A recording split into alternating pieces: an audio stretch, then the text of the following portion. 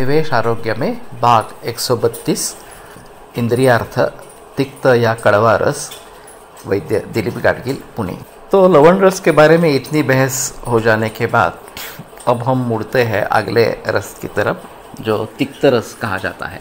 तिक्त यानी कि कड़वा रस इस प्रकार का, और ज़्यादातर लोगों को ये पसंद नहीं होता, इसलिए उसको स्वयं अरोचिष्णु जिसकी रुचि अच्छी नहीं है, जो पसंद नहीं आता है, इस प्रकार का अरोचिष्णु इस प्रकार का कहा गया है। लेकिन ये अरुचि का नाश करता है, इसलिए अगर रुचि निर्माण करनी है तो तिक्त रस का सेवन करें। तिक्त स्वयं अरोचिष्णु अरुचिम कृमितुड विषम। वैसे कृमि, तृष्णा, विष इन सभी का ये नाश करता है और अरुचि का भी नाश करता है। खास करके कृमि के बारे में मैंने एक केस बताई थी कि हर रोज़ मीठा खाने की आदत थी और कोई कीड़े को डसते थे, और फिर वो जैसे मीठा खाना बंद कर दिया और कड़वा खाना शुरू कर दिया तो ये सिलसिला बंद हो गया। तो इसका सेवन करना चाहिए, लेकिन कम मात्रा में करना चाहिए।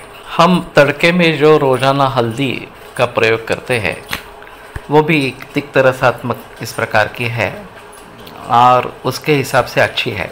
मेथी और करेला ये दो सब्जियां जनरली हम प्रयोग करते हैं, हफ्ते में 1-2 बार तो इनका प्रयोग होना जरूरी इस प्रकार का है। वैसे महाराष्ट्र में कड़वे वाल करके या दालिम्बी करके एक प्रयोग में आता है, उसको पानी में भिगो देते हैं, फिर उसमें स्प्राउट्स निकलते हैं, अंकुरित होते हैं और फिर उसकी सब्जी जैसी बनती है। इसकी टेस्ट काफ़ी कड़वी इस प्रकार की है, तो कम मात्रा में इसका सेवन करना जरूरी इस प्रकार का रहेगा। अगर माँ बाप खुद ही कड़वा रस नहीं खाते हैं तो बच्चों में ये आदत डालना काफ़ी मुश्किल इस प्रकार का हो जाता है। तो हफ्ते में 1-2 बार तो सही, लेकिन कड़वे रस का आस्वाद लेना है।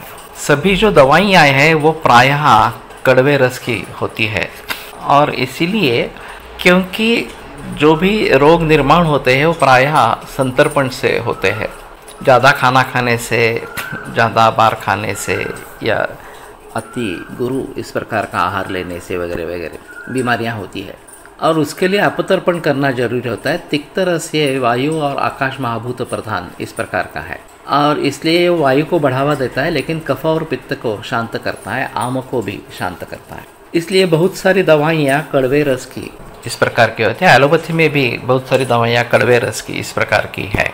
अब गुड़ुची एक ऐसी वनस्पति है, गिलोय, जो तिक्त रसात्मक या कड़वे रस की होते हुए की भी त्रिदोष शामक बताई गई है और रसायन है।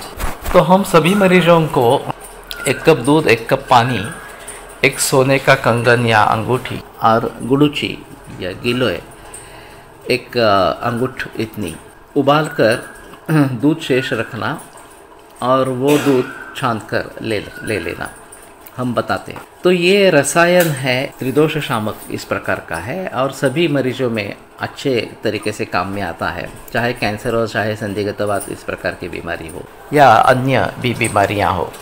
तो कहने का तात्पर्य अर्थ ये है कि तिक्त रस वैसे ज्वर की भी अच्छी दवा है, और उसमें महासुदर्शन चूर्ण वगैरह जो अत्यंत कड़वा है उसका भली भांति प्रयोग किया जा सकता है। तात्पर्य अर्थ यह है कि नियमित रूप में कम मात्रा में हमारे भोजन में तिक्त रस या कड़वा रस होना चाहिए। कफ पित्त शामक है, थोड़ा वातवर्धक है, लेकिन फिर भी आम, कृमि, कफ इसको दूर करने वाला है, इसलिए उसका थोड़े मात्रा में सेवन करें।